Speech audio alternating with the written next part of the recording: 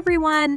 Today, we're diving into one of the simplest yet most impactful design elements you can add to your Shopify store, the full width section. By using full width sections, you're able to showcase your most important content, whether it's your best-selling products, announcements, or stunning visuals without any distractions around it. Want to add a full width section to your Shopify site?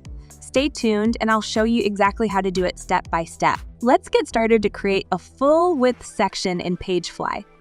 Let me explain something important about full width sections. When it comes to flex sections, they're always full width by default. But the key here is the content inside the section. You have two options for the content width: fill container or max width. By default, it's set to max width, which is 1100 pixels. I've prepared two sections to compare, one where max width is selected and the other set to fill container. Now hit save and publish to check it in the live view.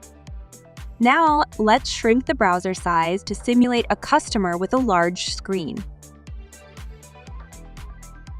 Notice how the content in the first section scales down, while the second section's content spans the full width of the container. That's how max width works.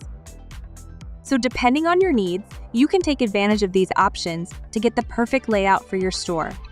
But sometimes, your section might not seem to appear full width on the live page. Let's go over a few reasons why that could happen. Margins. Let's check if there's margin on both sides of the section. It won't be full width.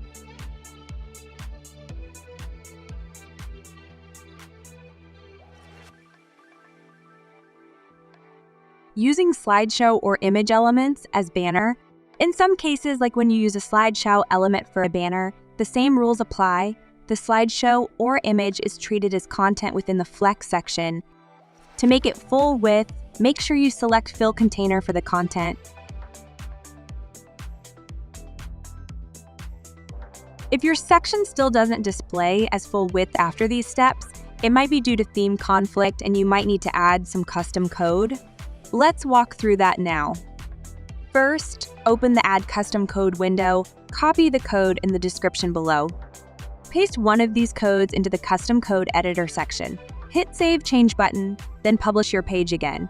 Finally, check the result on the live page. If the code still doesn't work, it might be due to your theme too. But don't worry, reach out to us through the live chat and we'll assist you right away. This is the end of the tutorial. Don't forget to subscribe our channel to get more videos. Thank you for watching.